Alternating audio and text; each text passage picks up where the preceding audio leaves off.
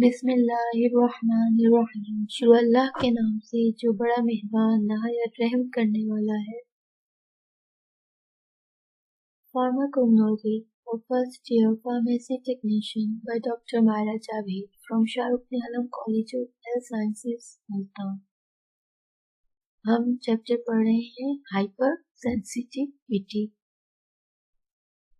Previous lecture में हमने diagnosis study क्या है एलर्जी का, कि एलर्जी को हम डायग्नोस किस तरह करते हैं, उसमें डायग्नोस करने के लिए टेस्ट कौन से होते हैं, ब्लड टेस्ट में क्या होता है, स्किन टेस्ट में क्या होता है। तो स्किन टेस्ट में 3 टाइप्स आ जाती हैं टेस्टिंग की। स्क्रैच टेस्ट आता था, इंट्राडर्मल टेस्ट आता था एंड पैच टेस्ट आता था। जबकि ब्लड टेस्टिंग में हमारे पास रास था और एलिसा था, और इसके अलावा हमारे पास जर्नल एग्जामिनेशंस थी जिससे हम डायग्नोस कर रहे थे उस एलर्जन के खिलाफ। ठीक है, जो एलर्जी हुई है उसकी हम डायग्नोसिस देख रहे थे। आज हमने जो लेक्चर में पढ़ना है वो है ट्रीटमेंट ऑफ एलर्जी। अब एलर्जी हो गई, हमने उसकी टाइप्स भी देख ली, उसकी सब टाइप्स भी देख ली, उसकी डायग्नोसिस भी कर ली। अब उसका हमने ट्रीटमेंट कैसे करना है, उसको ठीक कैसे उस सब एलर्जी को करना है। ठीक है, treatment of allergy. Once a person has allergies, एक जो पर्सन है उसे अब एलर्जी हो गई, अब उसकी ट्रीटमेंट क्या होगी। The best way to treat allergies is to prevent them from occurring in the first place by avoiding the allergic triggers। उसने कहा है कि एक दफा पर्सन को एलर्जी हो गई है किसी भी चीज से, कुछ किसी भी तरह, तो जो बेस्ट वे है उस एलर्जी को अवॉइड करने का कि वो है कि वो उस जगह से दोबारा ना उस पर्सन को हो। ठीक है, जो एलर्जिक ट्रिगर्स हो रहे हैं उसकी बॉडी में उसको हम अवॉइड कर सकें। उसके लिए हमने क्या करना है, हमने उसके लिए 3 अप्रोचेस हमें दी गई हैं जो ट्रीटमेंट में यूज होती हैं। There are 3 general approaches to the treatment of allergic diseases. अब उस ट्रीटमेंट के 3 अप्रोचेस हमें दी गई हैं जो कि कौन सी हैं, avoidance, pharmacotherapy and number 3 is immunotherapy. ये 3 अप्रोचेस दी गई हैं जो ट्रीटमेंट में यूज होती हैं। अवॉइडेंस, अवॉइड हमें पढ़ा होगा। अवॉइड मतलब किसी चीज से अवॉइड करना, परहेज करना। अवॉइडेंस यानी कि ये जितनी भी मेजर्स दी गई हैं इनसे आपने अवॉइड करना है और परहेज करनी है।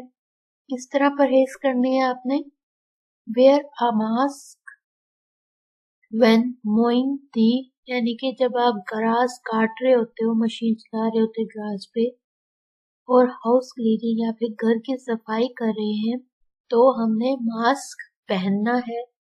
या भी कहीं भी आप कहीं जा रहे हो, लाइक टुडे अब कोरोना की वजह से हर कोई मास्क पहन रहा है, लेकिन आपने अक्सर देखा होगा कि जिन लोगों को एलर्जी वगैरह होती है वो भी मास्क पहनते हैं ताकि हाउस क्लीनिंग के दौरान अक्सर लेडीज आपने देखा होगा मुंह पे रुमाल बांध लेती है ताकि उन्हें एलर्जी या स्नीजिंग स्टार्ट ना हो जाए। Stay endorse in the morning, सुबह के वक्त घरों के अंदर रहे। When the pollen count is at its highest, जब पोलन जो काउंट है वो अरूज पर होती है, एंड ऑन विंडी डे या फिर जब आंधी वगैरह चल रही होती है। Read and understand food labels, जितने भी फूड है, आप कोई भी पैक्ड फूड ग्रोसरी स्टोर से बाय करते हैं, खरीदते हैं, तो हमेशा उसका मैन्युफैक्चर डेट, उसका लेबल आप हमेशा रीड करें। उसकी मैन्युफैक्चर देखें कि कब मैन्युफैक्चर किया गया है, उसकी एक्सपायरी डेट क्या है उसकी, यानी कि वो फूड एक्सपायर कब हो जाएगा। उसके इंस्ट्रक्शंस पढ़ें कि उसके अंदर कौन कौन सी चीजें ऐड की गई हैं, कोई भी ऐसा केमिकल या फूड मटेरियल जिससे आपको एलर्जी है या फिर हो सकती है तो उस फूड से आप अवॉइड करें। ठीक है, for the people with food allergies, वो लोगों को जिन्हें फूड एलर्जी होती है कि Windows and doors close during the heavy pollination seasons. जो घर की दरवाजे और खिड़कियां हैं उन्हें बंद रखें। कब बंद रखना है? जब हैवी पोलिनेशन सीजन्स हो। हमने लास्ट प्रीवियस लेक्चर्स में पढ़ा है कि पोलिनेशन किन किन सीजन्स में हो सकती है, मिड स्प्रिंग में, मिड समर में और मिड ऑटम। कोई भी पोलिनेशन सीजन हो सकता है जिसमें हैवी पोलिनेशन हो रही होती है, तो हमने अपने विंडोज एंड डोर्स इनक्लोज रखने हैं। Use the air conditioner in the house and car. Do not allow tender producing animals in the house. बिल्कुल भी वो एनिमल्स जिनसे एलर्जी होती है वो घरों के अंदर ना आने पाए। Change the feather pillows, woolen blankets and clothing to cotton. जितने भी तकिए हैं जिनमें फेदर हैं या फिर वुलन ब्लैंकेट्स हैं जो वूल से बनी हुई हैं, और जो जितने भी कपड़े हैं उन्हें कॉटन में कन्वर्ट कर दें, क्योंकि हो सकता है उनमें माइट्स, टिक्स वगैरह, इंसेक्ट्स वगैरह प्रेजेंट हो सकती हैं जो आपको ना नजर आए लेकिन वो आपको एलर्जी प्रोड्यूस कर सकती हैं। इसलिए उनसे क्या करना चाहिए? अवॉइड करना चाहिए। Enclose the mattress and pillows in the plastic barrier cloth. कोई आपने चीज अगर आपने स्टोर करके या फिर कोई भी सामान आपने स्टोर के अंदर रखना है तो उसे पैक करके रखें। मैट्रेस को या फिर तकिए वगैरह किस में पैक करके रखें? प्लास्टिक रैप करके रखें उन्हें, यानी कि प्लास्टिक कवर उन्हें चढ़ाकर उन्हें रखें, वैसे रखें ना। वॉश दी शीट्स। जो शीट्स हैं उन्हें वॉश किए जाए, ठीक है।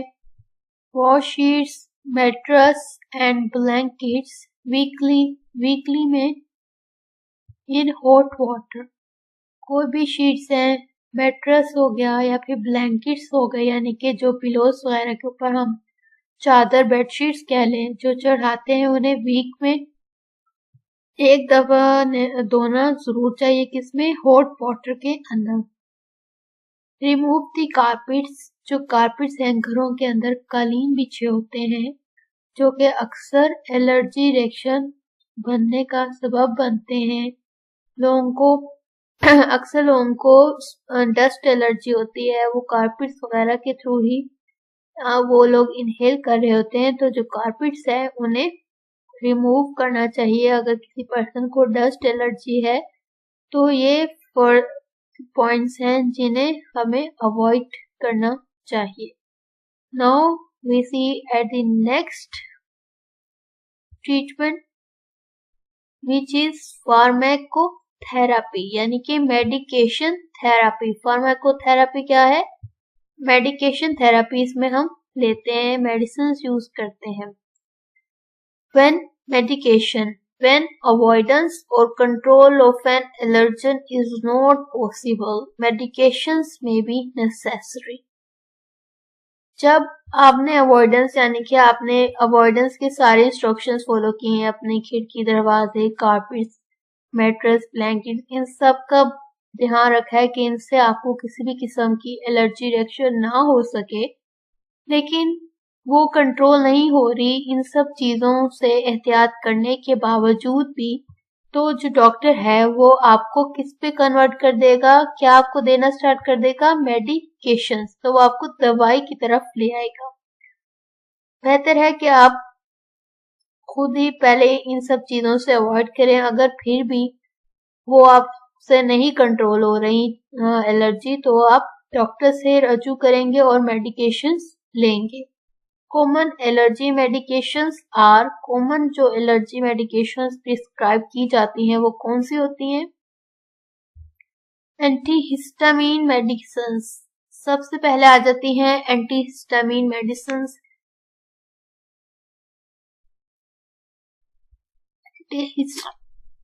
एंटीहिस्टामिन मेडिकेशन आप सेकेंड ईयर में जाके फार्माकोलॉजी रीड करेंगे तो फिर आपको ब्रीफली पता चलेगा एंटीहिस्टामिन मेडिसिन और उनके इफेक्ट्स, साइड इफेक्ट्स किस तरह होते हैं, इफेक्ट क्या होता है और क्यों हम यूज करते हैं।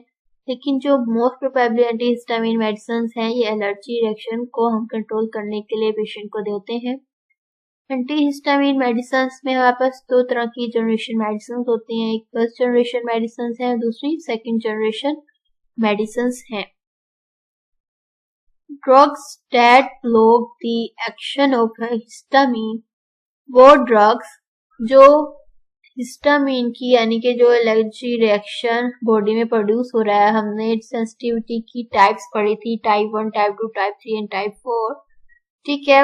उसमें जो है हिस्टामिन्स वगैरह, इन्फ्लामेटरी मेडिएटर्स वगैरह रिलीज हो रहे हैं बॉडी के अंदर, उस एक्शन को कंट्रोल करने के लिए हम एंटीहिस्टामिन मेडिकेशंस देते हैं ताकि वो जो रिएक्शन है उसको ब्लॉक कर सके और बॉडी जो है फर्दर एलर्जी प्रोड्यूस ना करे। First generation antihistamines include, first generation antihistamine में कौन कौन सी ड्रग्स आ जाती हैं? Diphenhydramine, this is the generic name of the medicine. Diphenhydramine और उसका जो ब्रांड नेम है वो है बेनाड्रिल, जो कफ वगैरह के लिए भी हम यूज करते हैं। Chlorpheniramine is another antihistamine first generation medicine and इसका ब्रांड नेम है पायरिटन, इसका ब्रांड नेम है। अगर आपको जेनेरिक नेम पता हो तो बहुत सारे ब्रांड्स ऐसे हैं जो same generic name medicine produce करते हैं, बनाते हैं, मैन्युफैक्चर करते हैं, इसलिए नोट को आप ब्रांड नेम्स की तरफ ना जाएं तो बेहतर है आप जेनेरिक नेम याद करें, तो वो इम्पोर्टेंट है। Diphenhydramine and chlorpheniramine, these are the first generation antihistamines, उनके जो ब्रांड नेम मार्केट में अवेलेबल हैं, डाइफेनहाइड्रामिन का बेनाड्रिल और दूसरे भी ब्रांड नेम्स हो सकते हैं जो डिफरेंट कंपनीज डिफरेंट नेम से सेल आउट कर रही हैं। क्लोरफेनारामीन, इसका ब्रांड नेम है पायरिटन, ठीक है। ये फर्स्ट जनरेशन एंटीहिस्टामिन्स आ जाती हैं। सेकंड जनरेशन हिस्टामिन्स में कौन सी हैं? न्यूअर, यानी कि जो न्यू एंटीहिस्टामिन्स है जो इंट्रोड्यूस हुई हैं उन्हें हम सेकंड जनरेशन एंटीहिस्टामिन्स भी कहते हैं। इंक्लूड यानी कि एंटीहिस्टामिन यानी कि जो हिस्टामिन्स की प्रोडक्शन है बॉडी में ये रोकती हैं medicine. सेट्रिजीन is the second generation and its brand name is Regix. Number second is phenoxyphenadine and market name is Fexit. Third is loratadine, new to the market and available by the prescription only, is an antihistamine nasal spray called the azilastine, जिसे हम एस्टिलिन भी कहते हैं।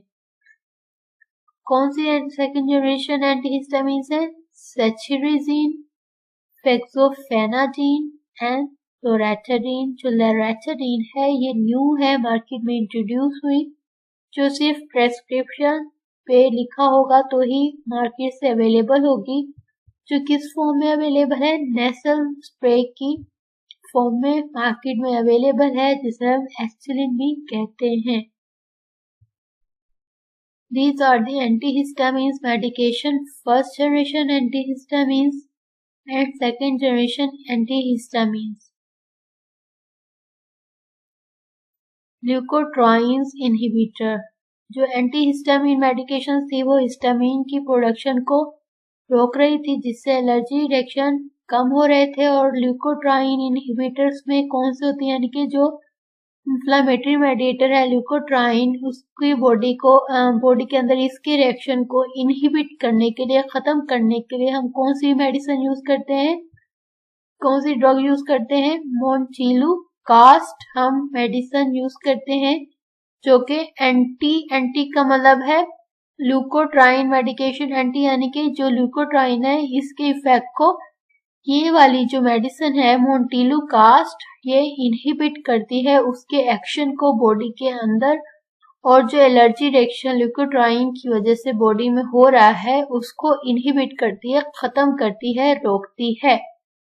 Leukotrienes are the chemicals released from a variety of allergic and immune cells. जो body में allergic और immune cells हैं, जो केमिकल्स हमने देखा था कि इन्फ्लामेटरी मेडिएटर्स जो हैं बॉडी में जो एक्सपोजर हो रहा है एलर्जेंस का, वो कौन से केमिकल रिलीज कर रहे हैं? हिस्टामिन्स रिलीज कर रहे होते हैं, ल्यूकोट्राइन्स रिलीज कर रहे होते हैं। तो उन एक्शन को जो ल्यूकोट्राइन है उस केमिकल को रोकने के लिए हम मोन्टेलुकास्ट जो मेडिसिन है वो हम यूज करते हैं, वो डॉक्टर प्रिस्क्राइब करता है। ठीक है, ये ल्यूकोट्राइन एंटी ल्यूकोट्राइन मेडिकेशन में कौन सी आ जाती है? मोन्टेलुकास्ट। जबकि एंटीहिस्टामिन्स मेडिकेशंस में ये सारी मेडिकेशंस आ जाती हैं, डाइफेनहाइड्रामीन, क्लोरफेनारामीन। This is the first generation antihistamine, while the second generation antihistamine medicines कौन सी थी? Cetirizine, fexofenadine and loratadine।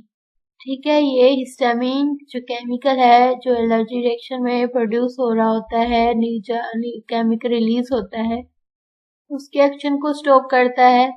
And leukotriene जो मोन्टेलुकास्ट है वो ल्यूकोट्राइन मेडिकेशन के खिलाफ बॉडी में एक्ट कर रहा होता है, जो एलर्जी सिम्टम्स बॉडी में प्रोड्यूस करते हैं। This is the pharmacotherapy. Pharmacotherapy में हम क्या देते हैं? मेडिकेशन थेरेपी देते हैं।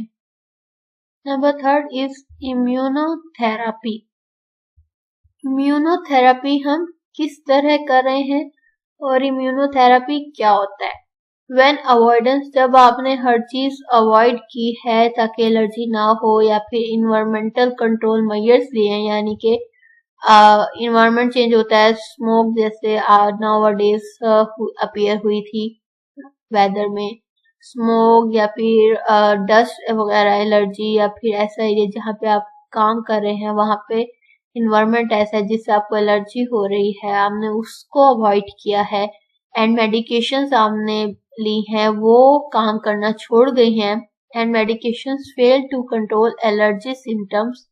और जो मेडिकेशंस ले रही यानी कि आप चीज़ों से अवॉइड कर रहे हैं, इन्वायरमेंटल कंट्रोल मेजर्स ले रहे हैं, या फिर मेडिकेशंस आपने यूज़ की हैं वो फेल हो गई हैं, यानी कि वो आपकी बॉडी के अंदर काम करना छोड़ गई हैं, वो इफेक्ट कोई प्रोड्यूस नहीं कर रही, कोई रिजल्ट नहीं दे रही, तो जो डॉक्टर है वो उस पेशेंट को सजेस्ट करता है कि वो एलर्जी इम्यूनोथेरेपी के ऊपर कन्वर्ट हो जाए, यानी कि एलर्जी शूज ले जिसमें इंजेक्शंस आ जाते हैं वेरियस किस्म के हर एलर्जन के खिलाफ, ताकि उसकी बॉडी जो है वो कोई भी एलर्जी सिम्टम ना प्रोड्यूस करे। तो जो डॉक्टर है वो क्या सजेस्ट करता है? एलर्जी शूज रिकमेंड करता है पेशेंट को। इम्यूनोथेरेपी प्रोड्यूस रिकमेंड किया जाता है ताकि इम्यून सिस्टम को ठीक किया जा सके। इम्यूनोथेरेपी में क्या इन्वॉल्व हो रहा है? The injections of allergen extracts, वो एलर्जन्स जो बॉडी में जाके इफेक्ट प्रोड्यूस करें, एलर्जी सिम्टम्स प्रोड्यूस करें हैं, हम उसका एक्सट्रैक्ट सोल्यूशन बनाया जाता है और उसको हम किस में लेते हैं? इंजेक्शन फॉर्म में, वाइल्स में हम लेते हैं और उसको हम बॉडी में इंजेक्ट किए जाते हैं उन एलर्जन एक्सट्रैक्ट को एज एन एलर्जी शूट्स के तौर पे, जो बॉडी में जाकर क्या करते हैं? डिसेंसिटाइज कर देते हैं पर्सन को।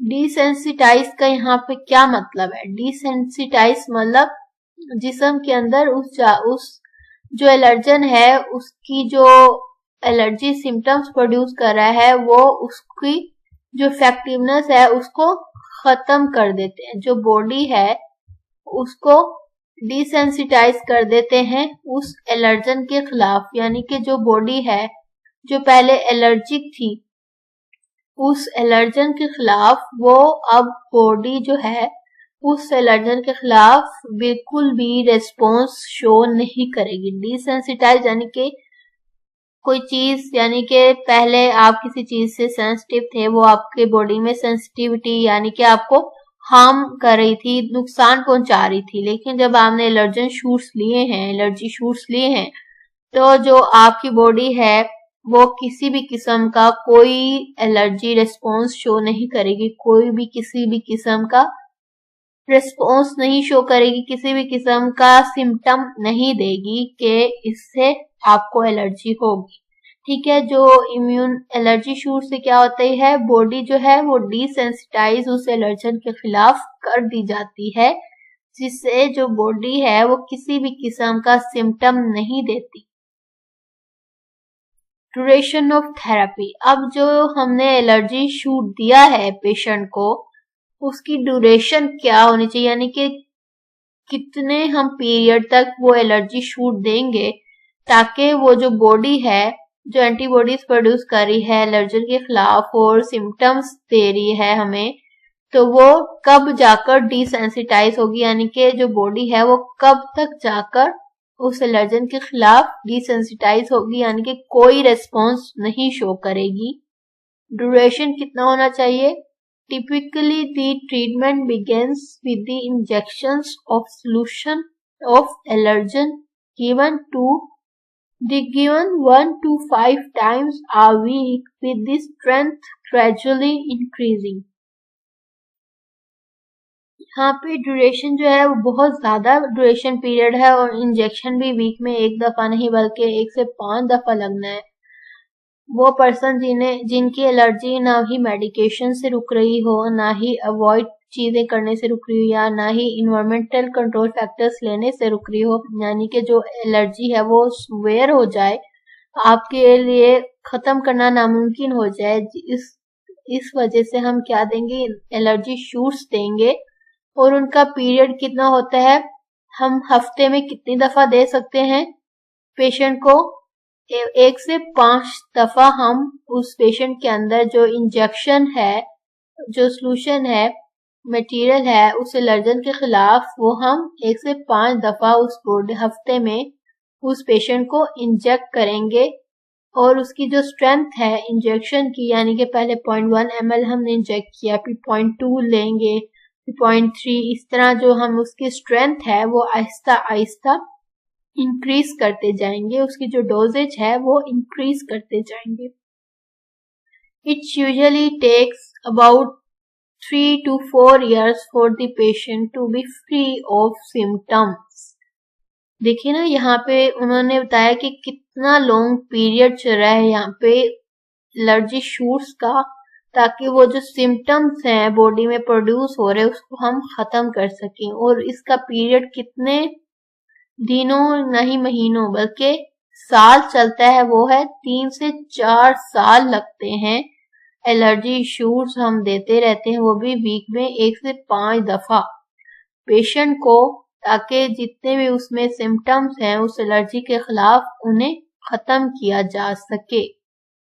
ठीक है, हमने ट्रीटमेंट देखा। Immunotherapy is not an easy task, और वो पेशेंट जिसको किसी भी तरह से आराम नहीं मिल रहा, उसको सुकून देने के लिए पेशेंट डॉक्टर जो है वो एट द लास्ट, जो लास्ट स्टेप है, वो क्या देगा, एलर्जी शूट देगा, जिसका जो टाइम पीरियड है, ड्यूरेशन है, वो 3 से 4 साल होता है, ताकि वो जो पेशेंट है उसको उस एलर्जन के खिलाफ जो बॉडी में सिम्टम्स हो रहे हैं उसको खत्म किया जा सके। और उसकी जो डोजिंग स्ट्रेंथ है वो भी ग्रेजुअली इंक्रीज की जाती है। ये पेशेंट की जो ड्यूरेशन थेरेपी है, ये पेशेंट की कंडीशंस को हम पूरा इसकी मेडिकल हिस्ट्री प्रिपेयर की जाती है, पूरी इसकी हिस्ट्री बनाई जाती है, इनकी डोजिंग काउंट की जाती है, ताकि पेशेंट को कोई भी फर्दर किसी भी किस्म का नुकसान इस वजह से ना पहुंचे और उसका कोई भी बॉडी ऑर्गन इस वजह से इफेक्ट ना हो। फिर हम इन सारी चीज़ों को मेजरमेंट करते हुए, इन सारी चीज़ों को देखते हुए ही हम इसकी ड्यूरेशन कम या ज़्यादा कर सकते हैं थेरेपी की, ताकि कोई भी फर्दर सिम्टम्स बॉडी के अंदर आगे भी जाकर सालों में अपीयर ना हो सके। This was all the end of the lecture and end of the topic of hypersensitivity। हमने प्रीवियस लेक्चर्स में डेफिनेशन देखी एलर्जी की, एलर्जेंस की। इसके अलावा एलर्जन की टाइप्स देखी कि किस तरह होते हैं। इनहेलेंट एलर्जेंस होते हैं, कॉन्टैक्टेंट होते हैं, फूड एलर्जेंस होते हैं, कितने सारे एलर्जेंस होते हैं जिसकी वजह से एलर्जी सिम्टम्स बॉडी में अपीयर होते हैं। इसके अलावा एलर्जन सिम्टम्स देखे कि हाइज, अर्टिकेरिया, नोजिया, इस तरह की स्नीजिंग, इस तरह आपके सिम्टम्स अपीयर होते हैं। इसके बाद हाइपर सेंसिटिविटी की हमने टाइप्स देखी। उसके बाद हमने एलर्जन एक्सपोजर देखा कि एलर्जन किस तरह से एक्सपोजर होता है। इन्फ्लामेटरी मेडिएटर्स कौन से होते हैं जो एलर्जी रिएक्शन की वजह से बॉडी से रिलीज होते हैं और सिम्टम्स कॉज करते हैं, जिसमें ल्यूकोट्राइन्स हो गए, हिस्टामिन्स हो गए एंड एक्सेट्रा। उसके अलावा हमने उसके बाद डायग्नोसिस देखा, एलर्जी को हम डायग्नोस किस तरह कर रहे हैं, जिसमें डायग्नोसिस में हमारे पास जनरल एग्जामिनेशन आ गई, एज, जेंडर एक्सेट्रा। उसके बाद उसके हमने वाइटल साइंस देखे, ब्लड प्रेशर उसका देखा, हार्ट रेट, पल्स रेट। उसके अलावा हमने उसकी देखी टेस्ट देखे, हमने डायग्नोस में हम टेस्ट करेंगे। स्किन टेस्ट देखा हमने, पैच टेस्ट देखा। स्किन टेस्ट में हमने क्या 3 तरह के स्किन टेस्ट थे, scratch test, intradermal and patch test देखे। ब्लड टेस्ट में हमने रास टेस्ट देखा। इसके अलावा हमने एलिसा टेस्ट किया ब्लड से, जो हमें ब्लड में किसकी अमाउंट बता रहे हैं, एंटीबॉडीज की अमाउंट के बारे में हमें बता रहे हैं कि कितनी अमाउंट में एलर्जेंस बॉडी में प्रेजेंट है। इसके अलावा हमने इन दी लास्ट हमने सारी चीजें मेजर कर ली। उसके बाद हमने लास्ट में जो एलर्जन सिम्टम्स अपीयर हो रहे हैं बॉडी के ऊपर या बॉडी में, उसकी हमने ट्रीटमेंट को देखा इस at the end of the chapter में कि ट्रीटमेंट में कौन कौन सी आ जाती हैं। अवॉइडेंस आ गई थी कि हमने किन किन चीजों से अवॉइड करना है ताकि जो जनरल सिम्टम्स एलर्जी की हो रहे हैं पोलिनेशन की वजह से या डस्ट माइट वगैरह या किसी भी एनिमल की वजह से, हम उन सिम्टम्स को किस तरह अवॉइड कर सकते हैं कॉमन अपनी हाउस रूटीन चेंज करते हुए। उसके अलावा हमने मेडिकेशंस देखी कि एंटी हिस्टामिन्स कौन सी हैं, एंटी ल्यूकोट्राइन इनहिबिटर्स कौन से हैं, ल्यूकोट्राइन इनहिबिटर्स कौन सी मेडिकेशन हैं, उसमें हम कौन सी मेडिकेशन ल्यूकोट्राइन रिलीज जो बॉडी से हो रहा है उसको हम किस तरह ख़त्म कर सकते हैं। मेडिकेशंस आ गई, फार्माकोथेरेपी। एंड उसके अलावा हमारे पास इन दी लास्ट इम्यूनोथेरेपी थी, जिसमें अगर तीनों फैक्टर्स कंट्रोल नहीं हो रही, ना ही अवॉइड करने से जो आपने मेजरमेंट्स लिए उससे नहीं अवॉइड हो रही, ना ही इन्वायरमेंटल फैक्टर से कंट्रोल हो रही है, ना ही मेडिकेशन से वो एलर्जी कंट्रोल हो रही है, तो जो इन दी लास्ट जो हमारे पास ऑप्शन बचता है, डॉक्टर के पास ऑप्शन होता है, वो है कौन सा ऑप्शन है, इम्यूनोथेरेपी का, जिसमें एलर्जी के शूट्स दिए जाते हैं बॉडी को ताकि वो जो एलर्जन है उसकी जो रफ्तार है, उसकी जो एलर्जी बॉडी में प्रोड्यूस कर रहा है उसके खिलाफ जो बॉडी है उसको डिसेंसिटाइज किया जा सके, यानी कि बॉडी उसके खिलाफ किसी भी किस्म का कोई भी आने वाले दिनों में या सालों में किसी भी किस्म का सिम्टम शो ना करे। जिसका हमने ड्यूरेशन देखा कि जिसका ड्यूरेशन था 3 से 4 साल, जिसका ड्यूरेशन था पेशेंट को हम एलर्जी शूट्स देते रहेंगे ऑन दी वीकली बेसिस, जो कि वीकली बेसिस में कितने थे, 1 से 5 दफ़ा भी हो सकते हैं। फिर जिस तरह टाइम गुजरता जाएगा उसकी हमने स्ट्रेंथ डोजेज की इंक्रीज करते रहना है। फिर वीक्स में 1 टाइम भी हो सकता है, 2 टाइम्स भी हो सकता है, और ये ड्यूरेशन जो है वो 3 से 4 साल तक चलता जाएगा ताकि जो पेशेंट है वो एलर्जी सिम्टम से फ्री हो सके, आज़ाद हो सके और आने वालों सालों में उसे किसी भी किस्म का एलर्जी के जो सिम्टम्स हैं वो ना हो और वो किसी भी किस्म की हाइपर सेंसिटिविटी का शिकार ना हो। This is the end of the chapter.